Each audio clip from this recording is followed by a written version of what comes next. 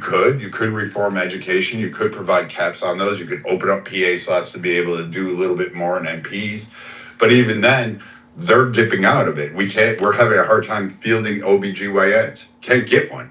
Can't fucking do it. There's a state in this country, Idaho, I believe, and another one in the Northeast. They are drastically losing. Like, it's actually a red flag alert. Like, we need OBGYNs to go there, to the point that the U.S. government is considering paying and supplementing actual additional funds to help them, including offering a reinsurance back on their liability policies or malpractice policies, etc., to help bring them up so that we can bring them on.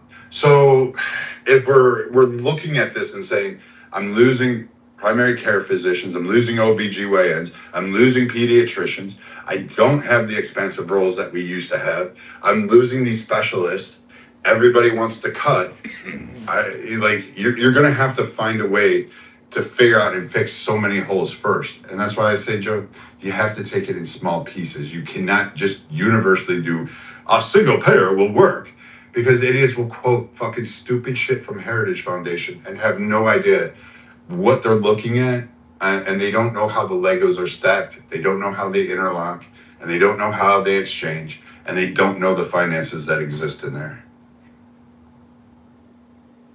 Yeah, I mean, the doctor shortage is the real thing. And you've got a lot of people now that are going to medical school, but they're not going to be a patient practitioner. They're going into research because they don't have to worry about, all the malpractice insurance. They get high salaries, and they don't have to deal with the bullshit. And can you blame them? And we also don't create enough doctors, and we don't have enough medical schools. And we make it very hard for someone to become a doctor. That's a bad thing. And then for the nurses, we make them to go through a 4-year degree. They don't need that. They could do this through certifications. We could have a lot more nurses if we didn't have this Byzantine education system to create them. I mean, it's unnecessary, and it hurts all of us. It does. And I mean, like right now we're trying to work with FQHCs. These are a variety of facility-based programs. They're called federally qualified health centers, and it's like basically a community-based clinic that gets federal funding to provide care in underserved areas. And this is a major program that's been rolling out, which is why the cut to Medicaid really doesn't fucking matter, because we put these areas and these centers in these more impoverished or more difficult to reach areas. And what we do is we fund it to we use a massive scale of funds to do this. And they treat everybody regardless of insurance status, whether they can pay or unpay.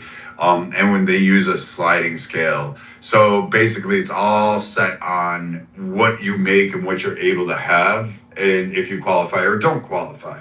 And so we've been dumping money into these FQHCs for a long time, and they've built up, and they're all over the country. There's some in prominent areas you wouldn't even understand. You don't even know which one of these are it. And this is why those like weird cuts to Medicaid are really insignificant, because what the Medicaid cuts are going to do is just force these people to go over here, and they'll be transferred over here. And there's a variety of facility-based programs that exist for these. So on these FQHCs, these things, these health centers basically give you a comprehensive overall scope of care. They offer like primary care, preventive screenings, medical, dental, mental health, substance treatments, emergency care, urgent care. And they provide, guess what, infusions services. So they'll do a lot of these issues right there, but it's costing us so much more money, and we're not getting back the qualitative results that we would expect. And so it's actually hurting us. But, people are all happy about it, but they're not realizing that these hospitals are raking in well over the cost of what it is to treat a patient. They're hitting upwards of 500 to 800% of average cost per there. So that's your tax dollars at work.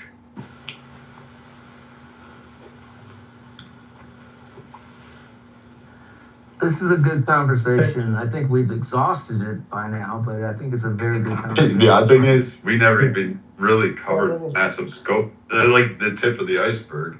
And I wish Hagup was with me. I'll do a room with Hagup one day. We'll talk about insurance. So Brad, before you go, you end the topic on this. How does the hospice actually works in this environment?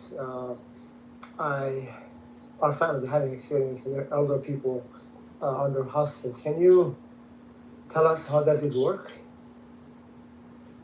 The hospice. Yeah, like hospice care for Yes, after yes. For end of life, or yeah. Most of the hospice care, like again, is usually well. First off, under the federal system, it's under Medicare Part A. It is covered under Medicaid, and it is covered under almost all of the insurance plans out there. I'm trying to think. I don't think Curative does, though. I'd have to look it up. I think like WellMed doesn't, and a couple others don't. But the benefits under the insurance or government plans, they have to meet like the doctor in hospital, and a hospital, like I think it's the director or the hospital itself has to certify that the patient is actually terminally ill. So it's not just the doctor saying, I'm sorry, there's nothing more. You need that 28-year-old that's driving a Jaguar in top of the hospital to say that your patient or your family member is terminally ill, even though they've never seen the patient. And they'll make their choices, and that's a picky contradiction. You also have to sign away and say, hey, I refuse any care that may prolong my life or due to combat conditions that I have. And then you have to focus on comfort care. So you'll move to palliative care, and then you'll move to hospice care towards the end. And then you get the care team that'll do it. So you may get doctors, you'll get aides, you'll get nurses, depending on it. You'll usually get a bed, you'll get medical supplies, you'll get the drugs. You'll definitely get a lot of morphine and some of those. You may even get short like inpatient care if it's like a really brutal at a large amount. So like if you're in a lot of pain and you need a constant infusion of morphine or an additional drugs, they may just have you come into the hospital, and that would be covered under it. But your plan should have covered a majority of those services. It really shouldn't kind of cost you anything, because I know like Medicare Part A covers it at 100%. So most of the other insurance carriers are similar. I think they may have a copay or deductible, but they usually waive it for like $1,000 or something along those lines. But it's one of the better services, I would say, Ali. I'm not sure if you're having problems with it or something along those lines. No, thank you for that. No problem. Except I've heard or read somewhere there are tremendous abuses in the hospice program, but I'm just not sure what that would be. So. Oh, you mean the fraud? Oh, yeah. It starts with the drugs. That's where we find the most fraud. Where, like, usually you're supposed to have a care team go and collect that morphine. This is where we found a majority of our problems. The drugs disappeared. And some of them are costly. It's not that much, but generally you see that some of the hospital equipment, it misses from time to time, and the doctors try to overbill. But in the private world, or more the commercial space, you've got specific caps, and you've got pre-authorization before payment will be released. Nice. So you can't just throw it out there. Very nice. Yeah. Yep. Sorry. I think fraud also happens too, with the overbilling of It's got a lot of lights in it. the overbilling of in-home care, right? The nurses that actually do services that actually don't perform the services they're saying they're performing. So that's happening too. Yeah, and I mean, Ali, to your point, like we have like there's a kickback scheme in terms of pushing Yeah. people into, you know, they funnel the patients into hospice care even though they may have a chance for recovery. It's there. We do see like identity theft. There's massive inflation. There's a lot of ineligible, like we see falsified terminal diagnoses all the time. Those occur. So you have to kind of. Joe, you want to mute Joe? I think he's talking to somebody else. Yeah. One Um, second. he's 1 second. Got him. Okay, go ahead. But in terms, the falsified diagnosis are really massive. And the trick is, Ali, where you see this best at is where you see free home cleaning or free trial for like some kind of home services, like free home health care or something along those lines. That's one of the areas I know that we're seeing that spike from is they're obtaining your information and then filing you for a falsified hospice claim and taking your information and then billing those services out there and getting it. So there you don't like unfortunately it's tricking a lot of elderly people. And then you've got those that are actually providing hospice care or palliative care and they're stealing the identities of individuals and raking up and fabricating massive amounts of bills and codes and monies.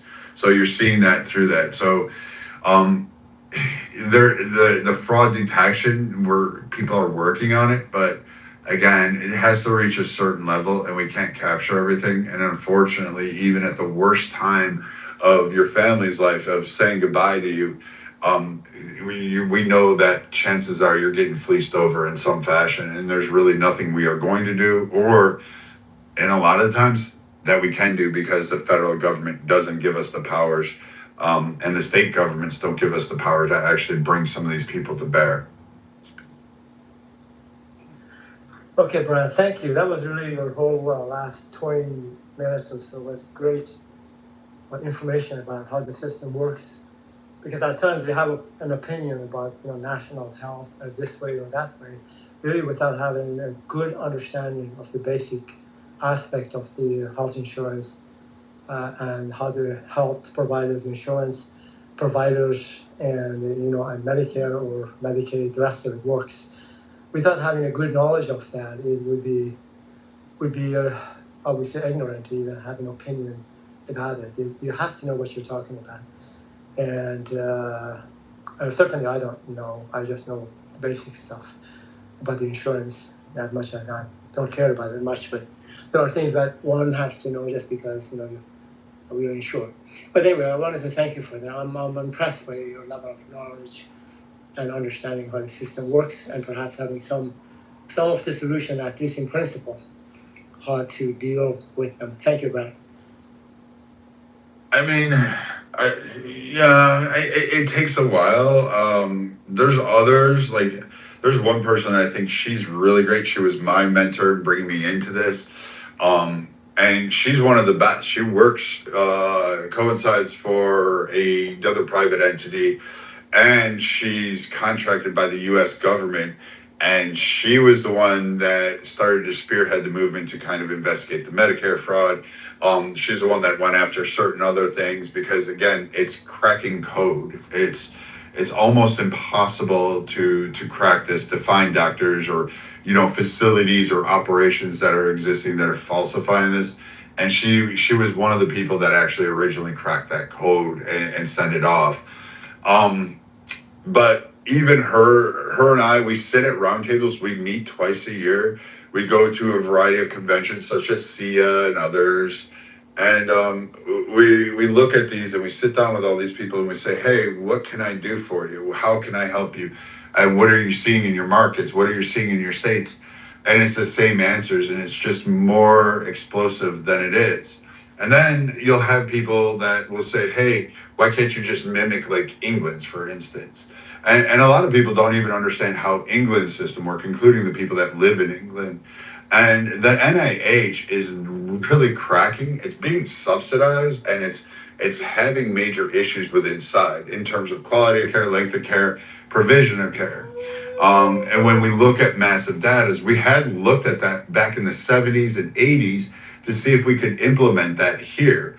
And they wanted to do a universal program, but they realized when Nixon took it off the gold standard and there's other conflicts, the overwhelming cost of all of this to cover and to look at something like the NIH or Canada's system, it just, we wouldn't have been able to afford it, nor could we get universal acceptance on this. We had a state try it, Vermont. They couldn't last 6 months. They thought they could, but they couldn't do it. Bernie state couldn't bring his Medicare for all for everybody in that state to fruition. CalMed, which is doing California, saying everybody qualifies for medical, they can't maintain it. They're breaking. The reinsurance carriers are not backing them.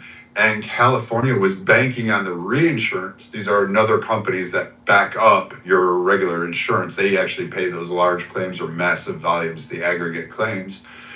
And those reinsurance carriers are saying no to CalMed.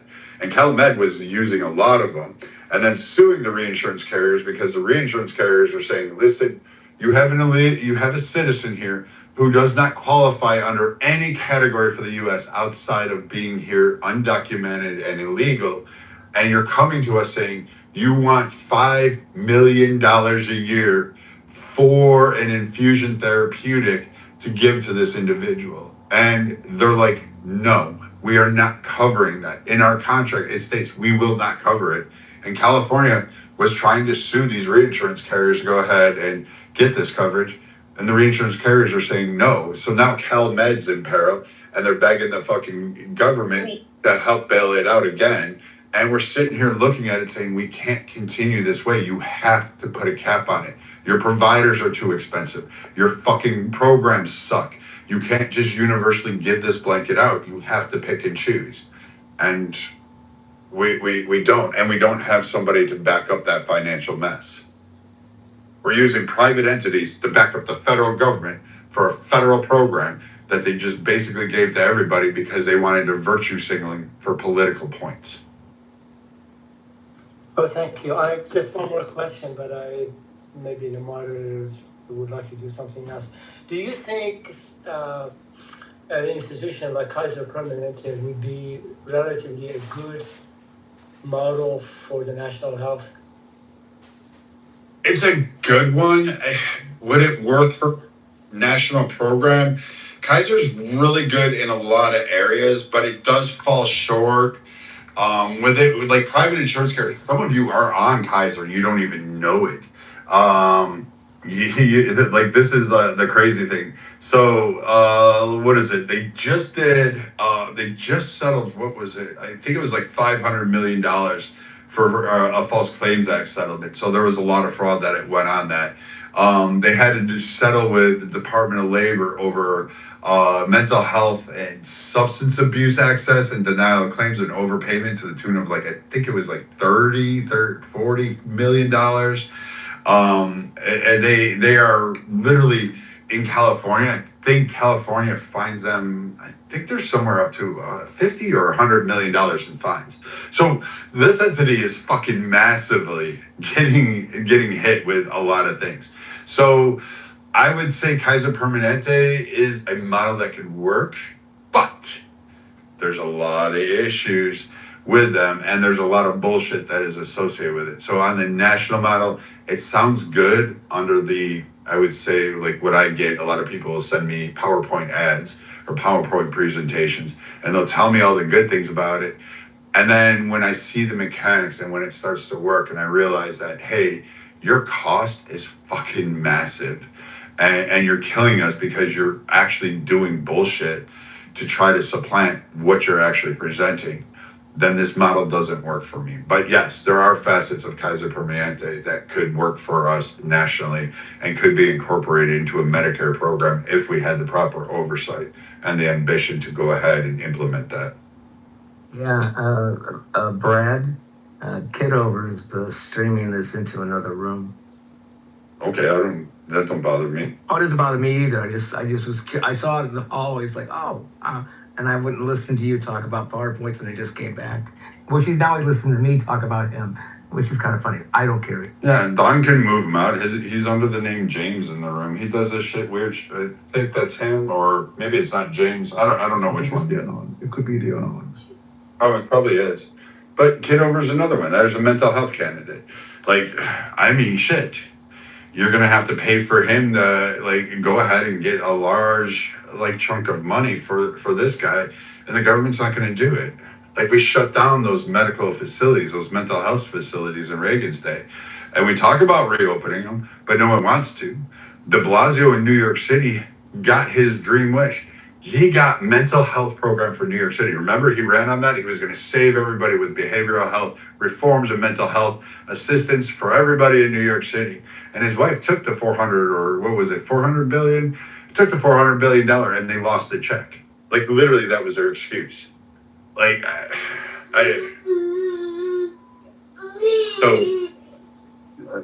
so de Blasio like kind of fucked the people in New York for that. And I mean, I don't know, unless you're wanting to tear it all down and start from scratch, I don't know where you go at this point. The closest I can figure is do a Medicaid federal subsidization while keeping private partnership alive in each state based on its population and medical condition. But that would take a massive analysis and it would take a massive fund to kick off. But long term, it probably would be more sustainable than trying to do a single payer system and covering it with just the federal government or a state government.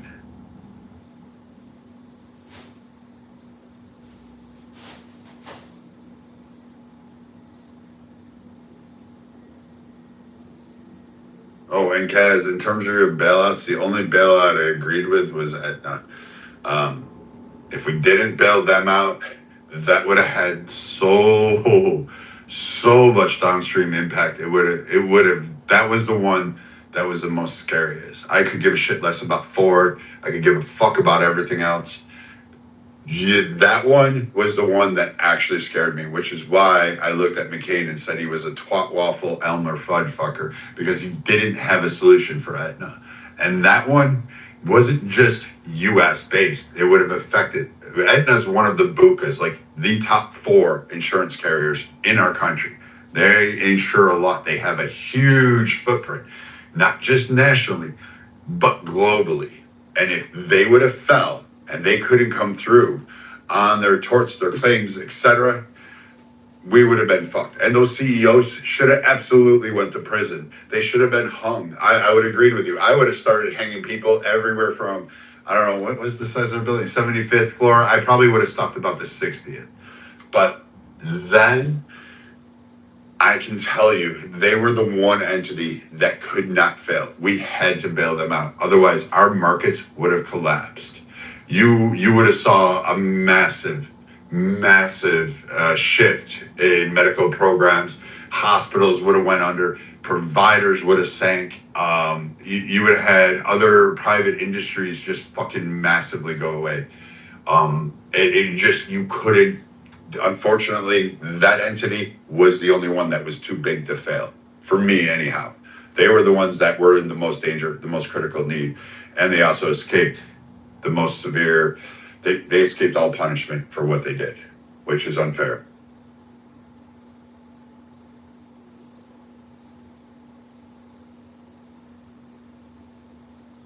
What does BUCA stand for? I know what it is, but I kind of know what it is. It stands for the four horsemen of the apocalypse, we call them. Right. The Blue Cross, United, Cigna, and Aetna. We call them BUCAs because they're the top 4 in the country. They set pretty much a lot. And like Blues is more rural. They went from a like 501c, like they were a charity organization in a lot of their operations. They're now going to a financial operation. They're changing their direction, and they're targeting becoming a for-profit entity. So we'll lose them later on. So, but the Blue Cross is the lead. United is next. Cigna is after that, and Aetna. And those are the 4 horsemen of the apocalypse for you.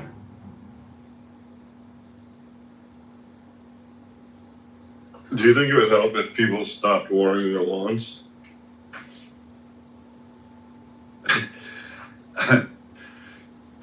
Honestly, I think people should start by reading what they have. I think you should go to your computer, go to your portal, pull up your health insurance portal, whatever network you're with.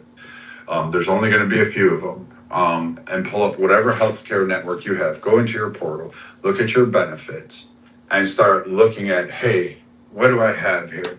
Some of you are so ridiculous. Some of you have children, and you don't realize that if you could qualify for up to like 30% off of formulas, off of topical creams to help with diaper rash and things along those lines. Like, you have abilities to do that. You have, some of you have Tele.Garner Health and other ancillary products. So what is it? WebIO, all of these different programs that are attached to your plans that give you like discounts on fucking toothpaste.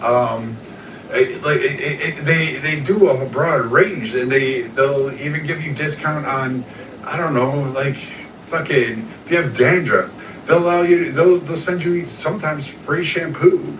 Like, I mean, you just have to look at these programs, and most of you don't use them. You don't use HRAs, which are available to you, HSAs, FSAs. You don't use any of these accounts to help defray those costs, which would save you massive amounts of money. Like, if you have a deductible on the plan, I absolutely would be using an HRA. I definitely, it is HSA. I'd be using all of these entities to my best advantage if my employer offered it, because you're getting it tax-free, it's lowering your tax footprint, and you don't have to worry about it because the FSA is the one that doesn't roll over, but you could actually roll over the other ones and you don't have to worry about it.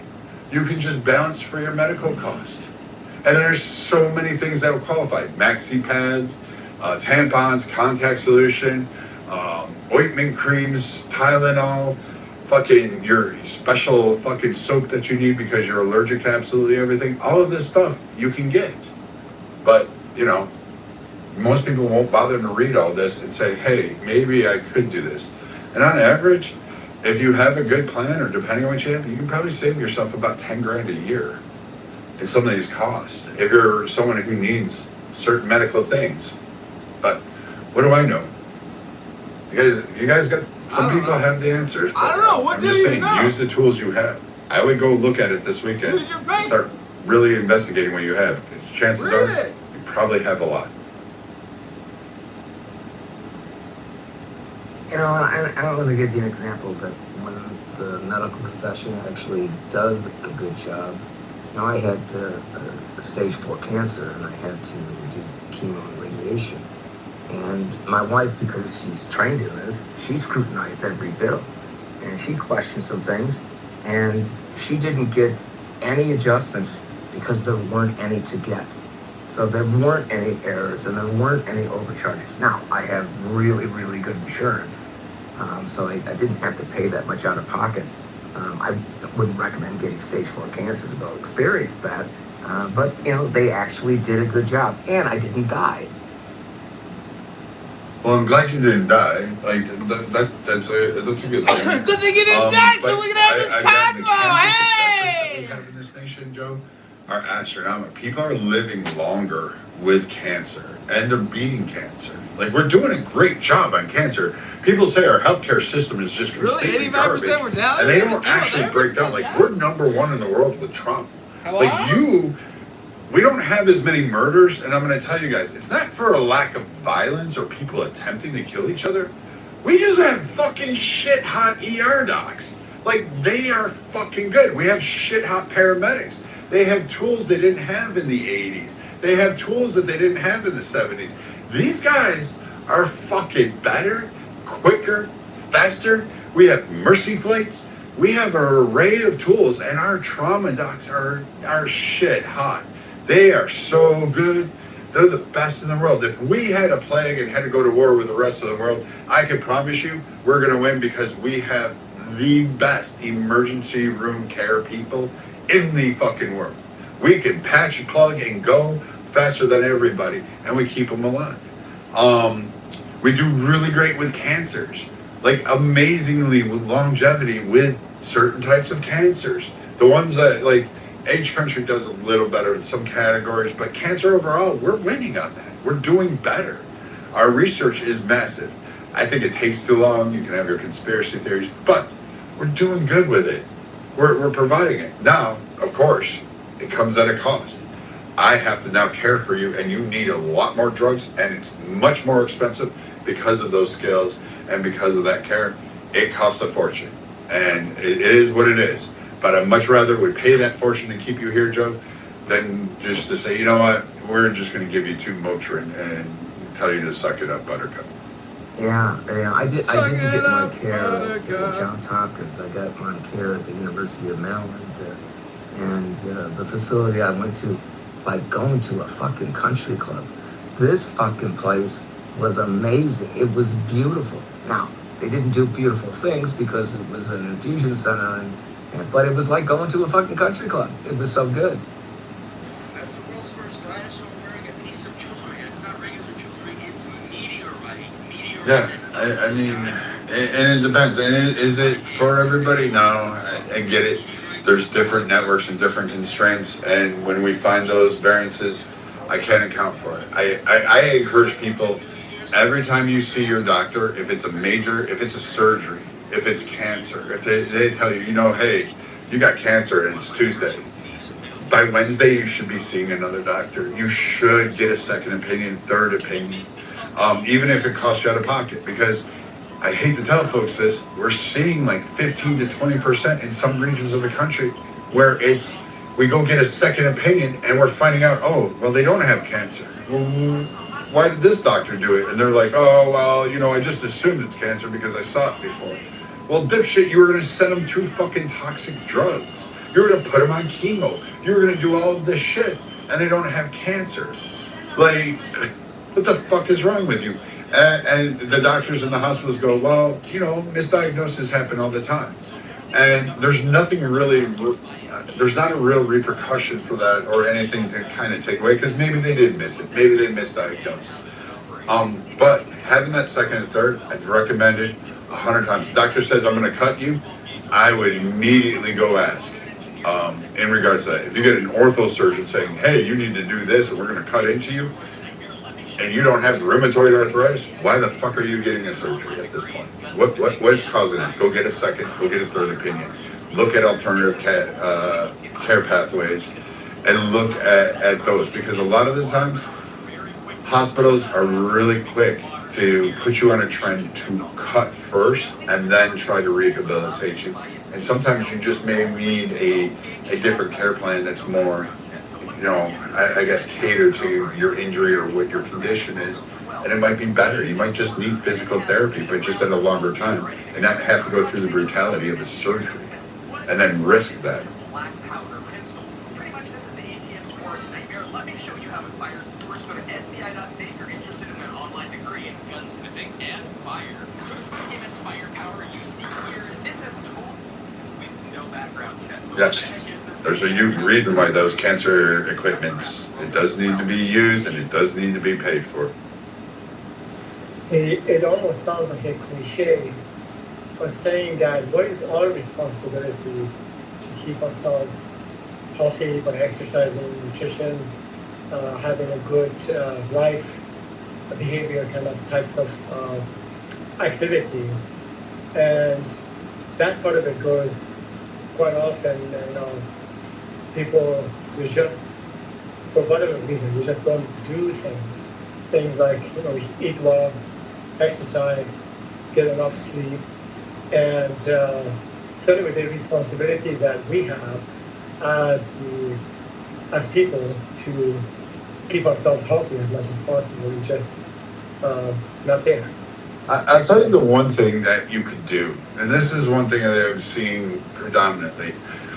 You can start with your teeth. Like, go visit your dentist. Go make sure you're taking care of that gum line, making sure that you actively, don't use the same brush for 2 fucking years on this stuff.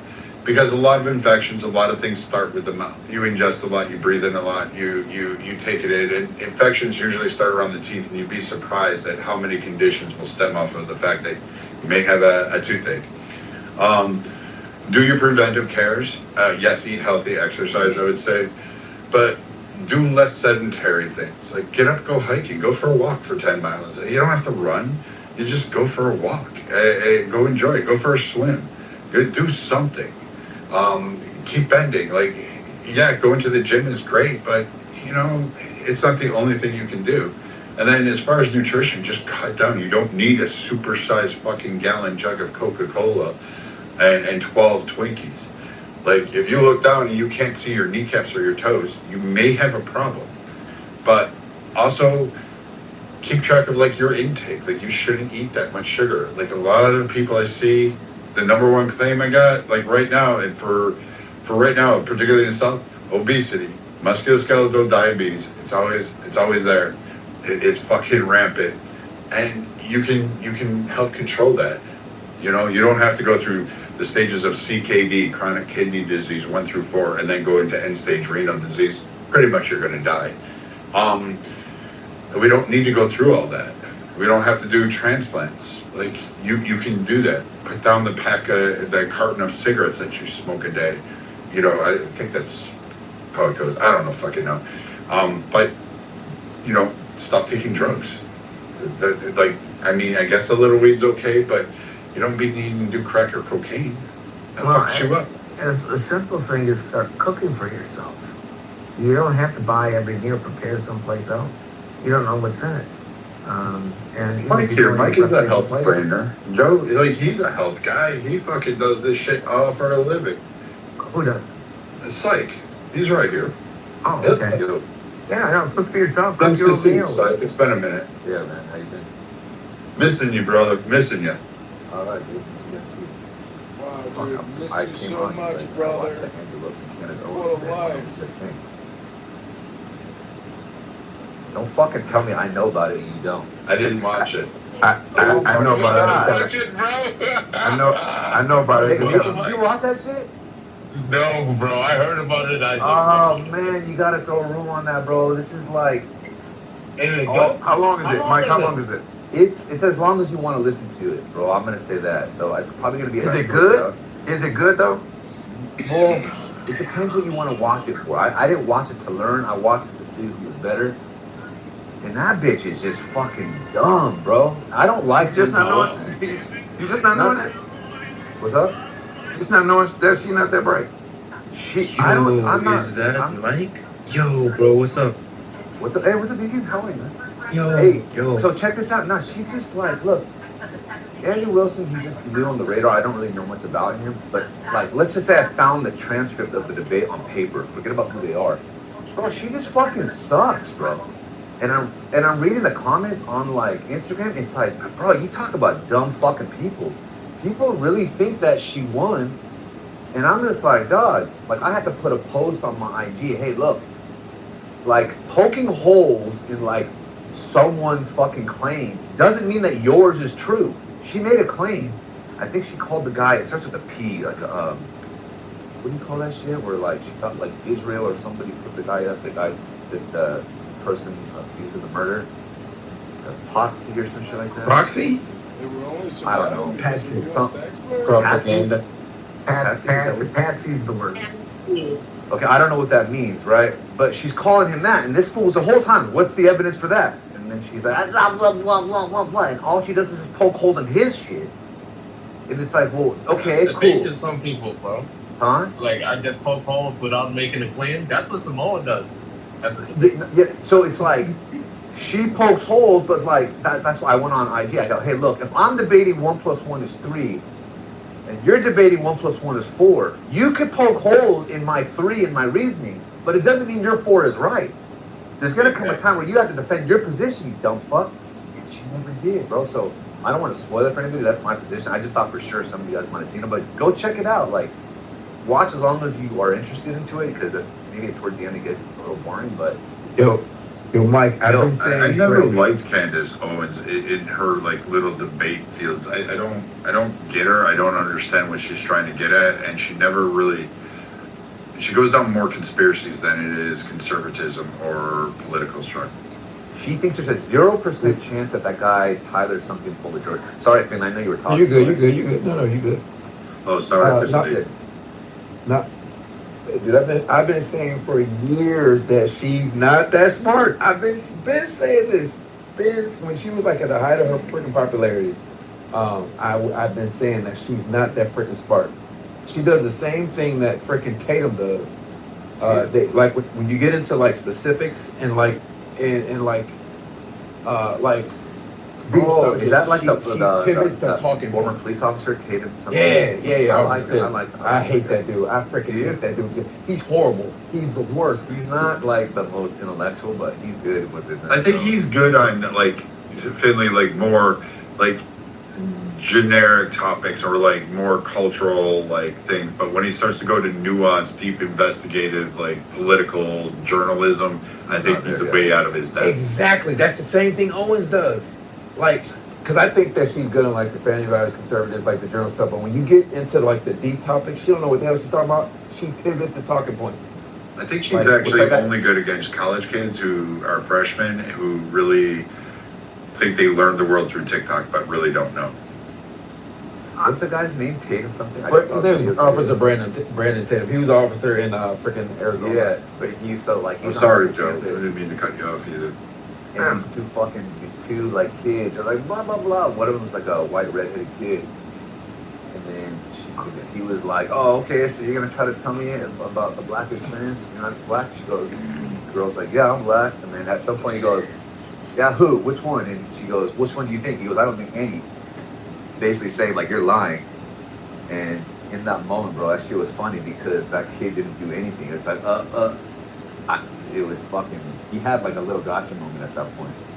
So I like him. He's funny. I think Candace is good at one thing: making money for Candace. Yeah, she's weird, bro. She's a weird brain human. Like how she sees the world. Oh, it's crazy. Yeah, how she sees the world and the position her brain, like the results that her brain spits out is like, damn, I'm so happy I don't have that brain. She's just wrong. I don't know. I don't get her. The other guy, he's like, he reminds me of what's that guy's name? Fucking Vince Vaughn. Oh God. You know who her debate style is exactly the same, and one of the reasons I don't like it, and Nathan, you're gonna hate me for this, but you can't argue against it. It's Monica. It's the same style.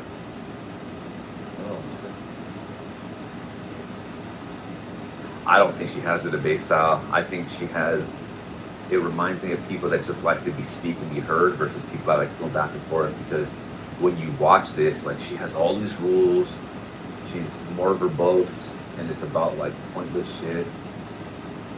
It's worth listening to, dude. You have to give her credit for having a well-practiced rhetoric. But she says the same thing over and over again, and that's how she gets all the fucking practice. Yeah, I mean, no, she's like a sharp tongue thing when she speaks. Like, when you guys No, I've been working, and so I just wrapped up, and then I was talking to these guys about healthcare and then or health insurance, and then someone mentioned it earlier and said it was bad, but you mentioned it earlier. I'm trying to remember who somebody said it, and they brought it up for a brief second, but like I don't follow, like I don't like what is it, Tucker Carlson. I don't like him. He's another weird person. I like the debate. So I missed a good debate, and I just know that like the anticipation to watch it was like building up to where I think the guy paid like $300K for the debate or something like that, right? It's insane.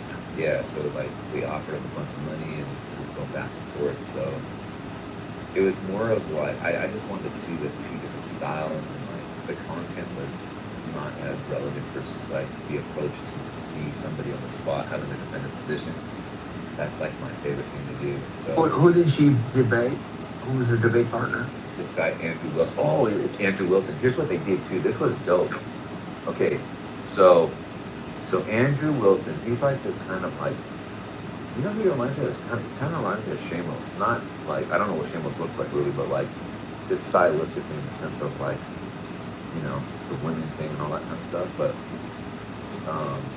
so he has his own little like common slogan pitches and so on. And then there's Candace Owens, obviously her all her beliefs. But within the debate, each debater had 3 fact checkers of their own that at any time could fucking fact check. That shit's sick. So like, let's just say like I'm debating Nathan, right? And then I got 3 people that are fucking able to fact check anything, whatever, at any time. And then the moderator's like, oh, we got a fact check coming in. Boom, and we spit it out. And then Nate can do the same to me. I think that that's just the way to go. That's the best. How did it work with the debate? Because that would be cool to set up something like that here. It worked good in my opinion. I think, I don't want to give it away. I'm not going to say anything. I think you guys should watch it. But there was definitely somebody that lost more than they won when it came to the fact checking. I know you've been going a while, fam, but when you just say spit it out, you gotta pause that, fam. I'm sorry. You just gotta get back into the habit. You just spit it out. Oh, dude, I haven't paused in a long time, bro. No, man, I'm just messing with you. This is fun. Yeah, I know. Anyway. Debate up their opinions for you guys if you want to put those. Yeah, dude, watch it out. And I want to hear what you guys think. You're talking about the Candace Owens, Andrew Wilson one? Yeah, did you watch it, Tim? Honestly, I'm on it like 45th minute. I'm on like when. What do you think so far? So, let me see. So when I was watching the clips, it really seems like Candace was stomping him, but it doesn't feel that way during the interview. Oh, got it. Okay, so when you saw selected clips, they gave one narrative, but then now you're watching it. Okay, okay. Yeah, he's fine. Was it on her channel? No. It was on the with that. It's like that Persian guy's channel. Yeah, but Mike, David. What's weird about it, Mike, is I think they're at her house though. She mentions that like you came to my house. I think it is Pat David, but I think she set it up at her house. I think that's where they are. Oh, that's it. That has to have some type of psychological play. Yeah. You know. Well, so the clips that like I said, they show the clips because Andrew Wilson's like a smoker and he like shakes his leg a lot, so they focus on that and like they're. But yeah, I think he's holding his own. I'm pacing right now. Like that's what I'm doing right now. I'm a fidgeter. The way I talk with my hands and so on. So that's like those things. I mean, they can look. If that's like a focus, I don't know. I think there are other things to focus on as well. So I'm not going to take that away because I guess I might point that out in some cases, but only if I'm like trying to cap on somebody, not like prove my point. Well, it's like I do that too in like meetings. I'll sit there and start talking with my hands to the point that one of my coworkers who also was on there gave me a whiteboard and a marker and basically said every time you go on the screen just start drawing this stuff out so that we can understand. And she goes, first you move way too fast. Secondly, you tend to move your hands a great deal when you get very animated and when you get down into the nuances. So just write it out on the board and draw it out. I wouldn't stop doing that if I were you. You can tell you was in the Navy, bro. Gonna be doing that foolishness. I'll say this right now. Look, like if it's affecting your performance in the sense of you're not able to relay a position or message, or people getting the wrong idea, and the goal is to get the right idea and convey a message, then yeah, you want to stop. But like the idea is this: fidgeters tend to be more, I guess you could say, less fat than other people. You burn anywhere from like 200 to 600 calories more.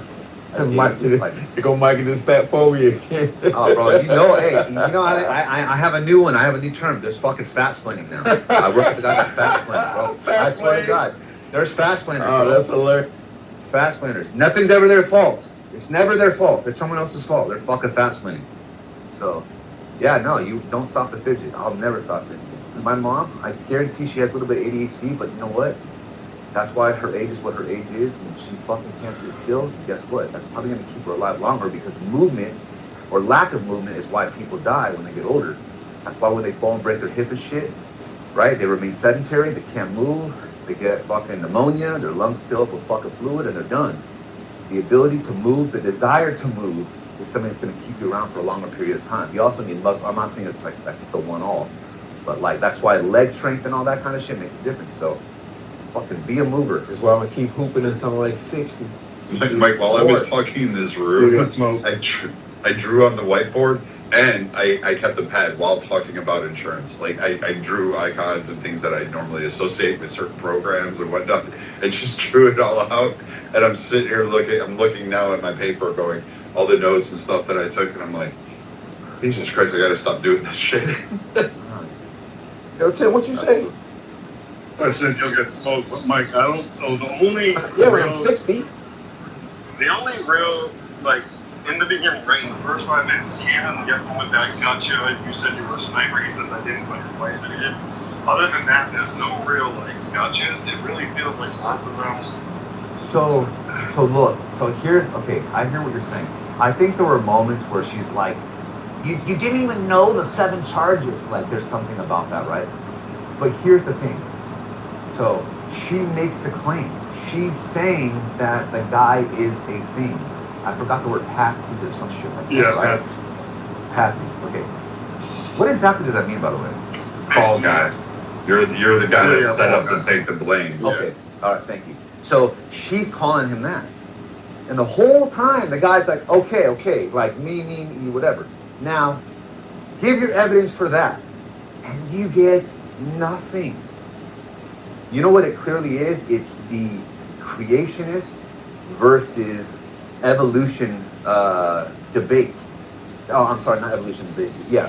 So Darwinism. Yeah. So it should be fucking abiogenesis, right? So the thing is that they feel, the creationists commonly feel that if they prove evolution wrong, therefore creationism is right.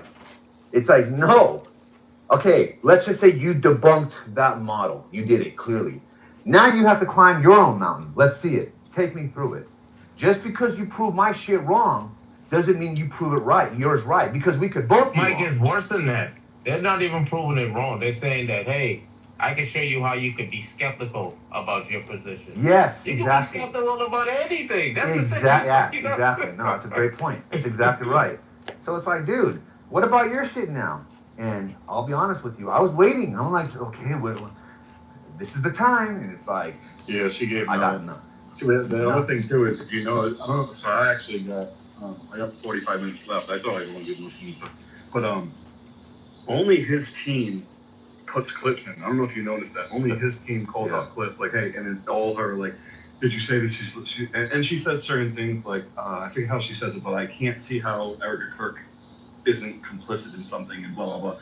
But his team is the only one putting out videos, which I thought was telling in a sense, trying to catch. So do you think it's more marketable to those of you seeing it? Because what I'm going to hear in my side or my circles on the conservative side is how great Candace Owens did. I promise you, there's going to be a certain person that comes into this room and says, listen to, did you see this? This is so great and blah, blah, blah. And she destroyed it. And you'll hear it from like Samoa and stuff. I don't think Candace Owens is really a great representative of conservatism. But do you think it was she got the shots in that make her look good? Because Tim, you said through the clips you saw you looked like she was packing up. Do you think she was being more performative to get those individual 30-second clips? I don't know. He calls it out a lot. There's a lot of inference made by her. She had nothing, bro. Yeah. She talks about other things. She explain it like this, like it's more like a lot of meta shit. Like me and you are debating, Brad, and you start questioning. I know, look, Brad. I'm not gonna sit here and allow this to be an interrogation, right? You can't sit here and I start talking like that. It's like, and like I don't know, man. It's just it's her glass is empty, bro. She had nothing. Like, you know, maybe the sniper thing, that was kind of stupid. Oh, you know what that she said? Actually, Mike, that I said, okay, a little cause for pause. Because I actually think Andrew Wilson did good.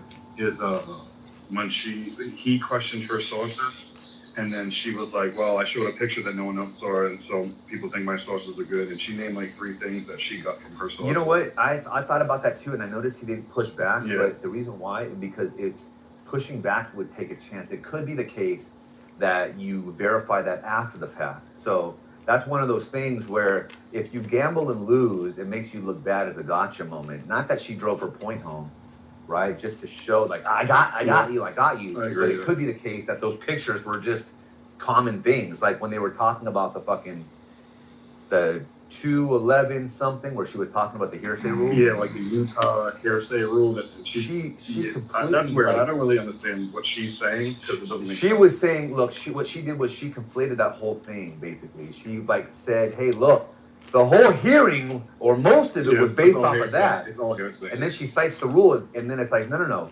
pay attention. That, I guess you could say, type of hearing allows hearsay, but it's not necessarily the case the whole thing is based off of hearsay.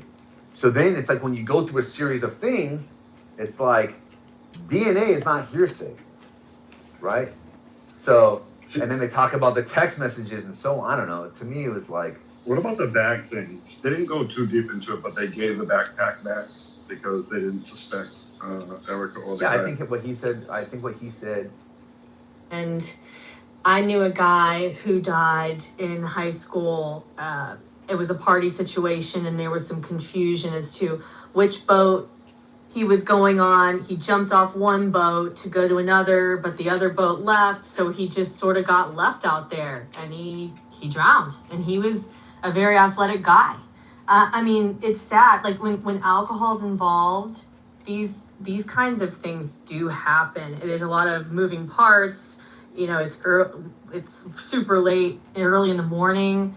Accidents happen. I mean, you know, I'm from Florida. Like, people slip and fall, hit their head on a freaking dock, drunk, and they die. I knew another guy that died like that. I mean, it's crazy.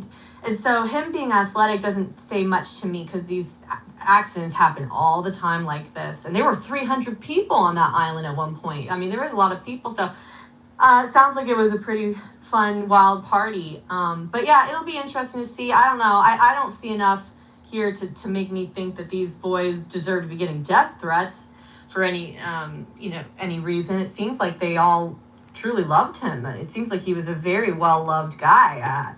I don't see any motive here, you know, unless there was some sort of altercation. And like you said, you know, were they drunk, did something? But I just don't see that so far. So we'll see. But those are my...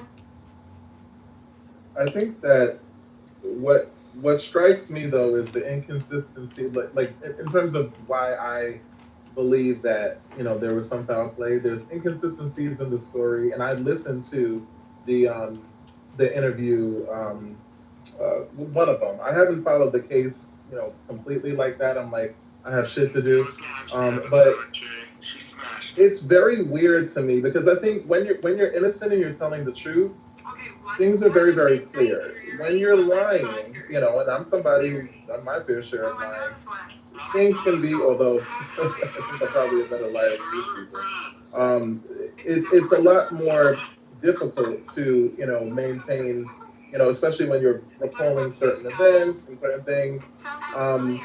It gets a little bit murky, first of all. Second of all, there wasn't an argument there, because he had mentioned there was some audio about him and him telling somebody to give back his phone. Third, there was, when they came back home, they all had privatized his social media, and then they had his phone, and then they didn't inform the mother that they had his phone and she had to discover that when she did like a Find My iPhone thing. So that to me indicates that you're hiding something, and clearly it's something that you feel like could be incriminating or damaging, because otherwise, if this is your friend, and I do believe that they were at some point genuine friends, but that doesn't actually, like, so what you were saying, Holly, I think literally, I mean, we see this all the time, you know, whether it's friends, whether it's, you know, family, husbands, spouses, whatever. Where's he at? I don't know. I'm getting tired. I want to go home. Let's go. Don't get into an altercation and maybe things went too far, and then you did something that you just can't, you know, take back, you know? That's true. And I'll reserve my, you know, we'll see what happens. But I also want to say real quick, this seems like a small town, I think.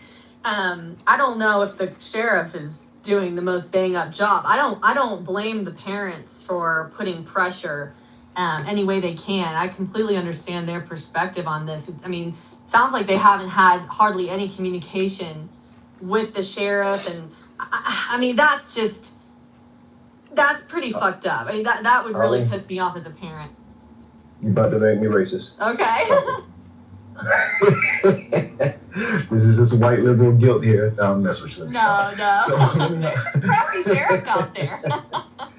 well, that is true. So here's this, just to catch you guys up. Some of this stuff be redundant, particularly to the Thunder. She's still here? Oh, okay, she's still here. So she heard this many times because I said this. So disagree with a lot of what you said, JJ. Here we go. So firstly, the boys left him not abandoned on the island because he wanted to speak to the girl. Now, based on what Ann just said, Holly just said, which actually stands out a bit, that there's a possibility that after they hooked up, he went to his boat and the boat was gone, and then he can go catch her because her boat is gone and now he's stranded. That's possible. So far, I don't know if that's the case. But it seems that they left him there with her because he wanted to be left alone according to what was being requested. Now, Javon Williams and Traceman Shepard, they both said they also left their phones on the boat based on what was happening. By the way, that video of somebody arguing, that was Traceman. He'd been interviewed on TMZ after that video came out. He said that was him.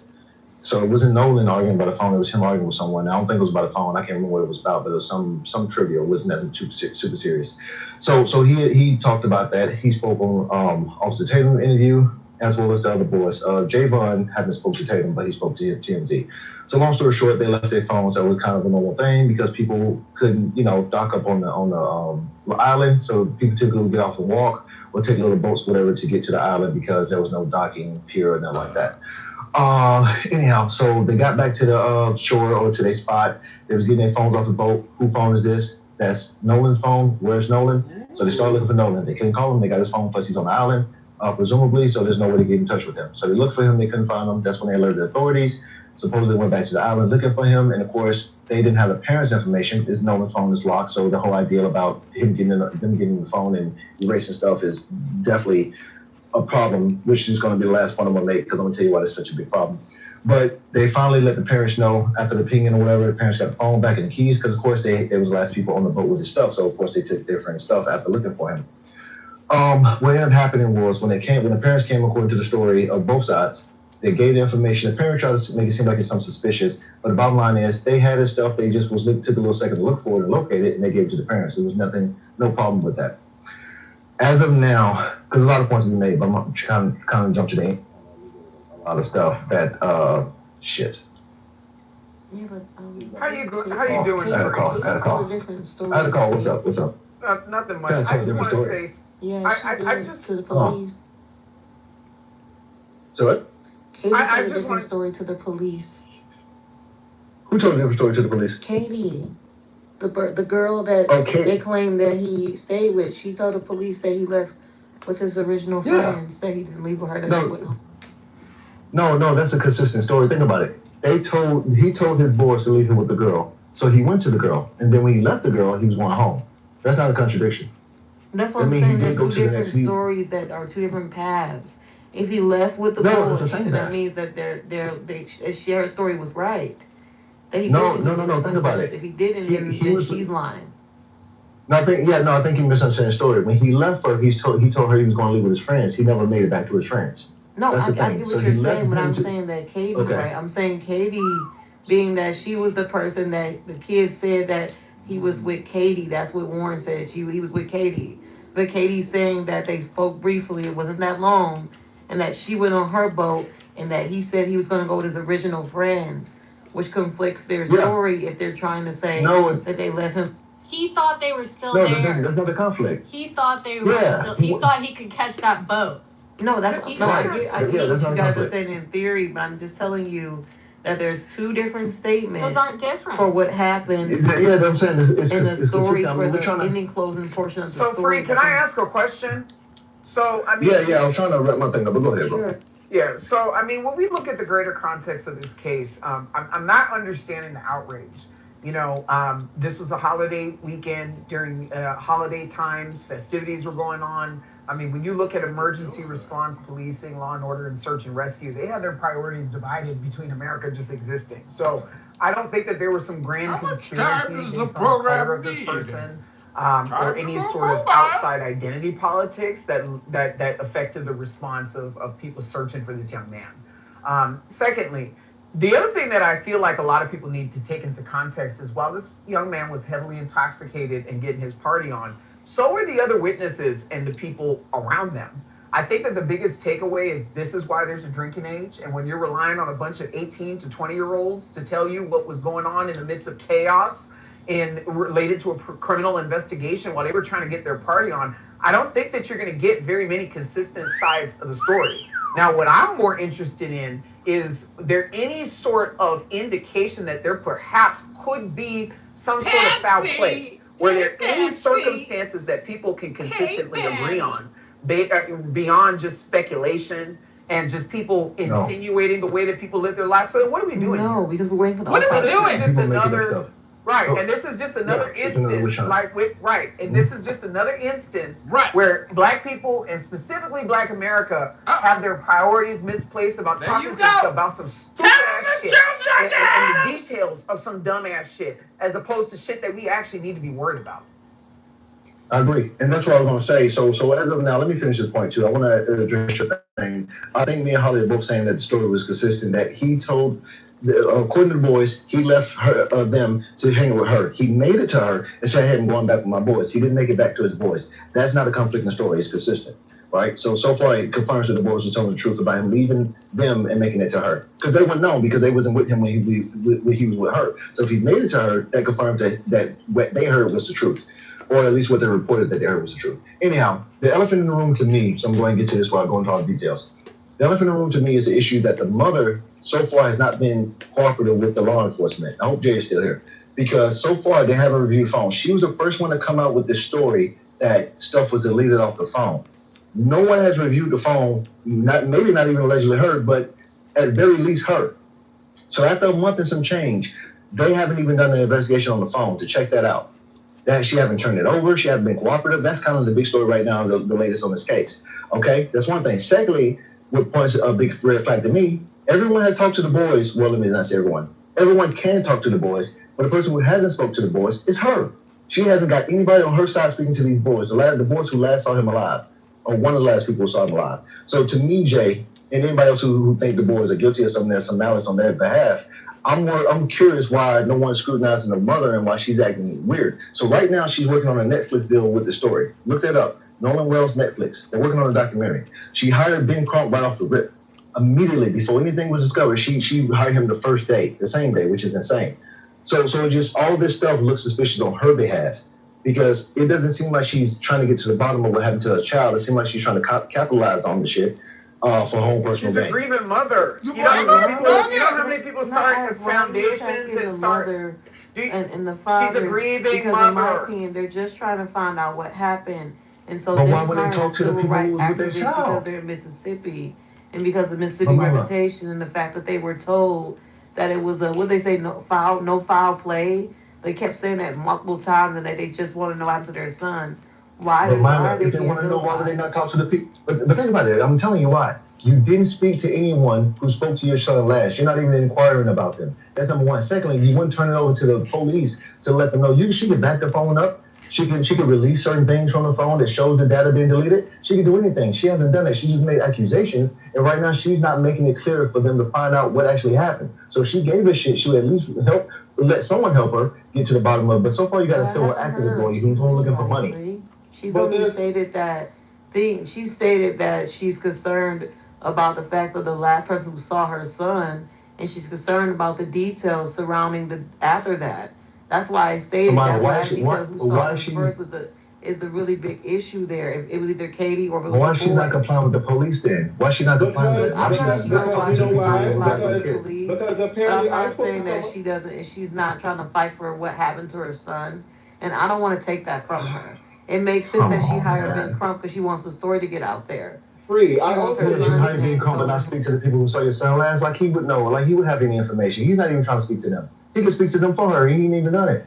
Like what are y'all doing? Y'all going outside and trying to make sense. Why can't you see that she's a mother and that their father just trying to find out what happened and they have to do all they need to do? Myla, if they were trying to find out, you would speak to people involved. Why does that make sense to you?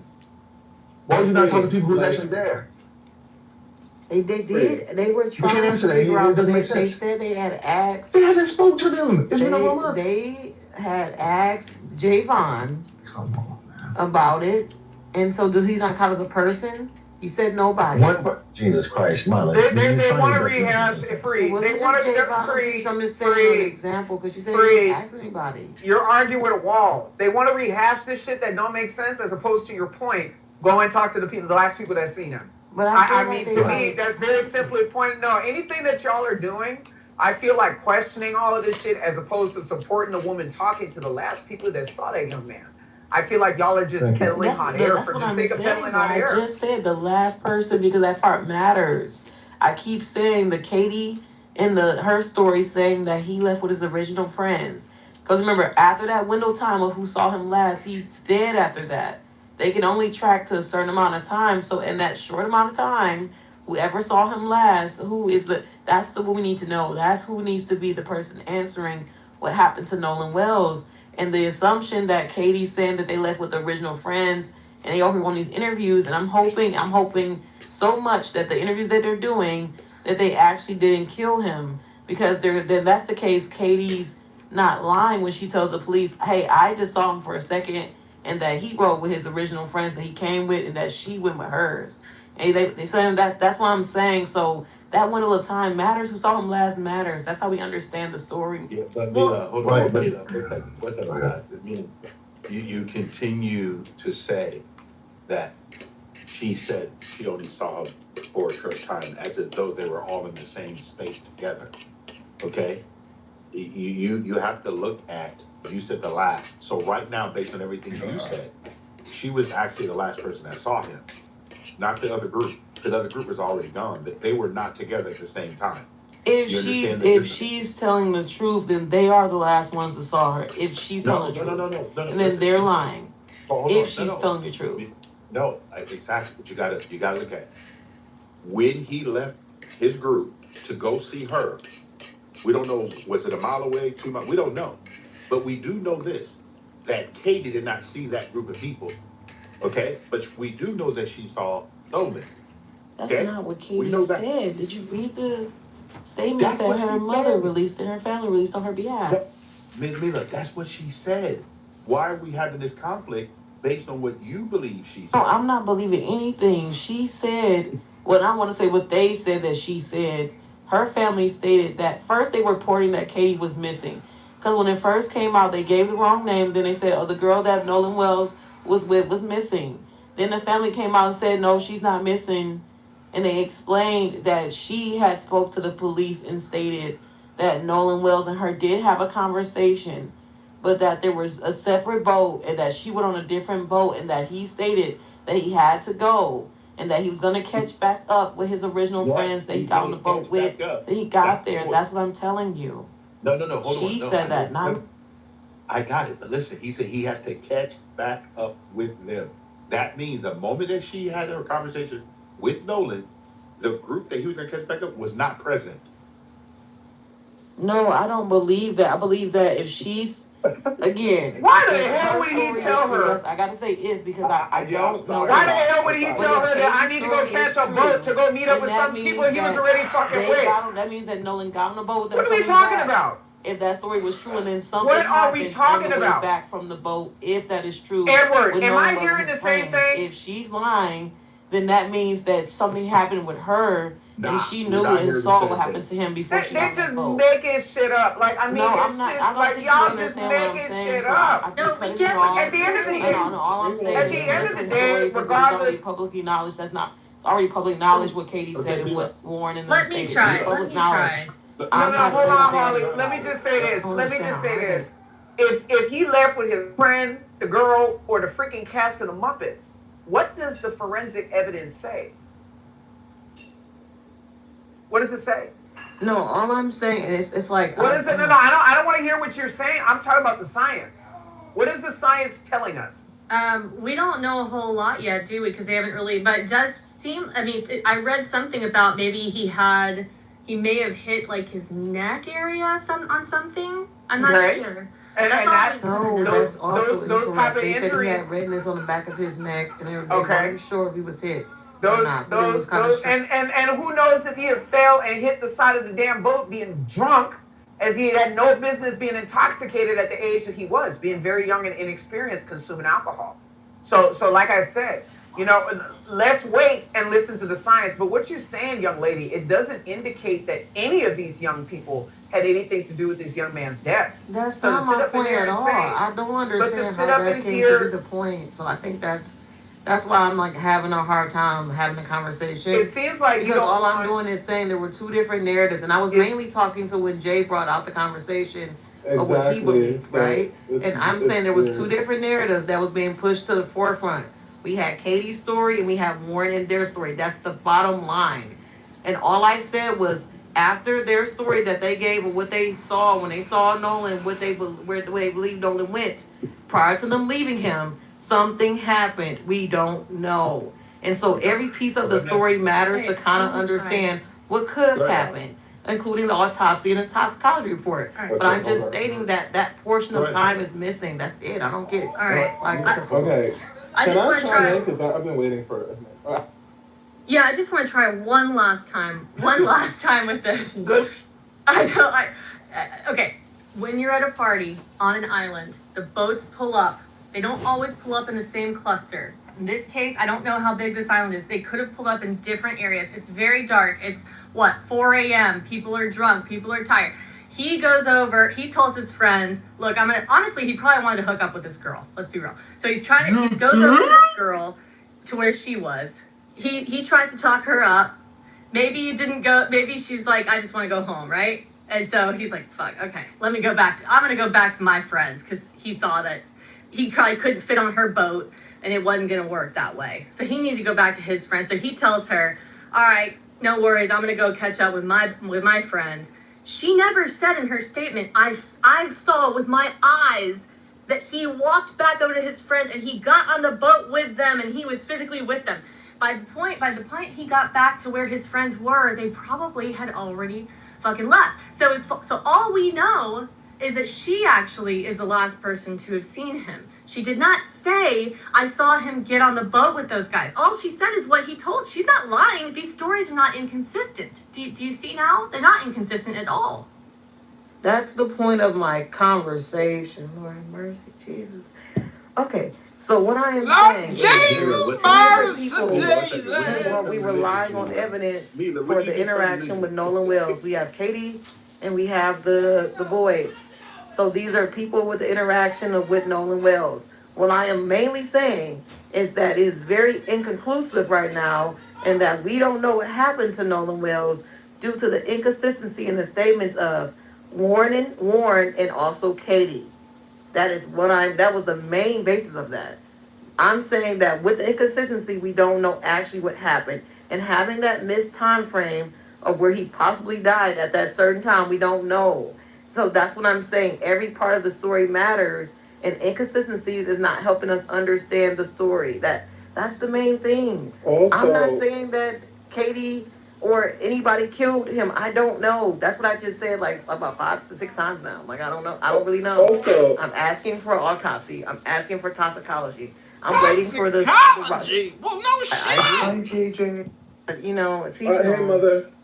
It also seems really strange that they, or not just strange, it seems suspicious, right? Because we gotta, like, I'm just not here with this narrative about like these boys should be absolved or protected from any sort of scrutiny. I think that based off of what I saw, they look like they're being deceptive, and I think that that's good enough for people to chime in. Now, I don't believe that anybody should be receiving death threats, but I don't subscribe to anybody receiving death threats. Yeah, but I do believe that if you're looking sus, and there is a lot of suspicious things with this story, there's inconsistencies.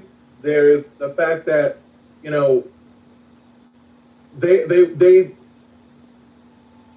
they just look like they're lying. And also, why did they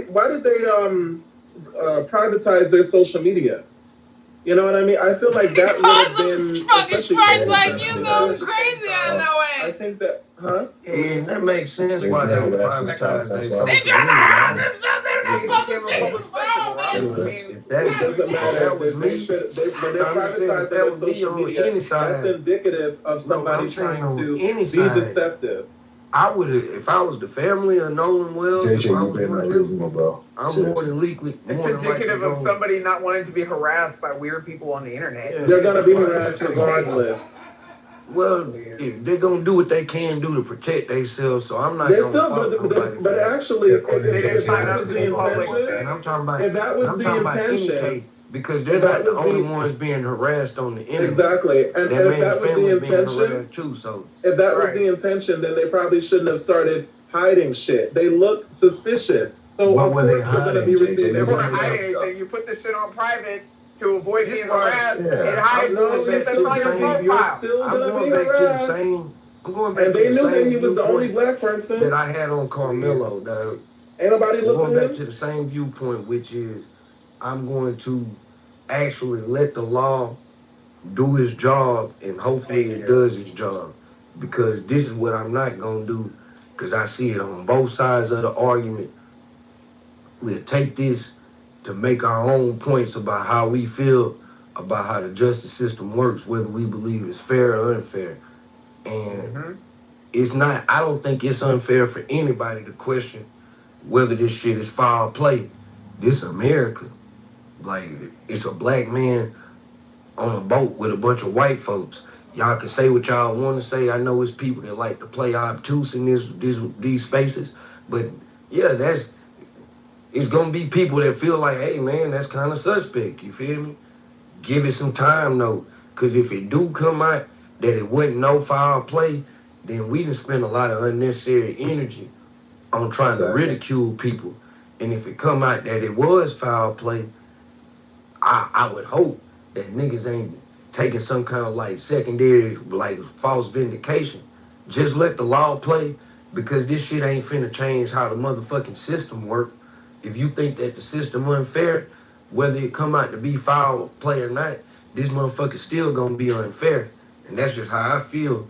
But we got to, man, I say this, man, with all respect to that young man and respect to his family. We got bigger things to deal with as Americans. Let that family deal with that. Let that city and county, that area deal with that. And let them, because they the people that got to deal with that pain. On both sides of the coin, they got to deal with all of that. So it's easy for us to talk about, but there's plenty of other shit we could be discussing as Americans. Also, it's very important to understand. JJ, real quick. Okay. So what you're saying? Yeah. So what you're saying, here's the thing about it.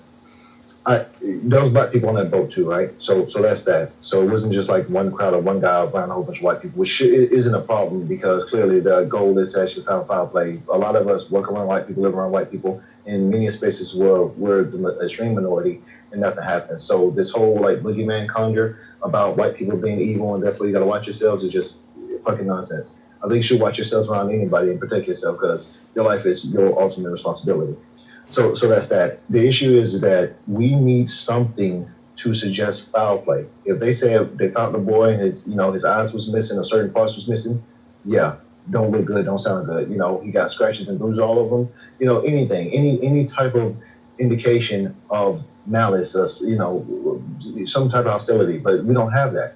And after a month and some change of this case, we still don't have it. And we're constantly waiting. Not all of us, but a lot of us are waiting for that confirmation to just, try to move that direction. So I'll say this in short. People like me are going for the evidence where it leads us to. Other people have drawn the conclusion and are looking for evidence to support their conclusion. That's the difference. And no offense to you, JJ, but I think that's where you at. I don't mind saying the boys killed him and there's some malicious towards him. I just need evidence for that. But it seems like, and this is what I'm gonna ask you in short, I know you won't speak, I'm gonna land on this, so trust me, you got it after this.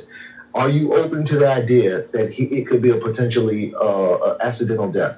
Like if it comes out that they found no foul play and the autopsy showed that there was no homicidal actions that happened towards this boy, would you accept the fact that this is likely an accidental death? Okay, so first of all, yes, obviously we gotta go where the evidence leads, but you gotta understand first and foremost, Mississippi is a red state. And in this political climate where this administration has been extremely inflammatory and just racist, and a lot of people have followed suit. And there's a deep history in Mississippi. I was actually speaking to somebody on here who's from Mississippi who is saying that this has been an issue before this case of foul play in regards to the police system as well as the coroner. So there, when you have like a context for nefarious actions and a lot of suspicious activity and bad faith behavior from institutions within a state that has a history of racism and slavery and all those kind of things, Jim Crow, all of the things. It is reasonable for people to be suspicious. I'm not condemning anybody, but I think that also I'm not over the way that they're being these kids are being first of all, they're not kids, they're grown, they're 18. The way that they're being framed is problematic to me, and I don't feel that if the roles were reversed and it was a bunch of black people partying and one white friend, that they would be given the same sort of grace. They're not above criticism. I think it's weird as fuck that they all blocked out their social media and they have inconsistent stories, and those things deserve to be given the same scrutiny that all other weird cases got. This is fucking I don't understand like why we Why feel would the need people for put their oversight. social They're not, media like, channels on tiny private? kids. They're like 18 years old. This is fucking weird. So, something is going on. There's a cover up. Everybody receives the fucking cover up. They can understand. This is what a lot of people gonna do, and this is I don't like it, but I'm telling you, this is The cover up.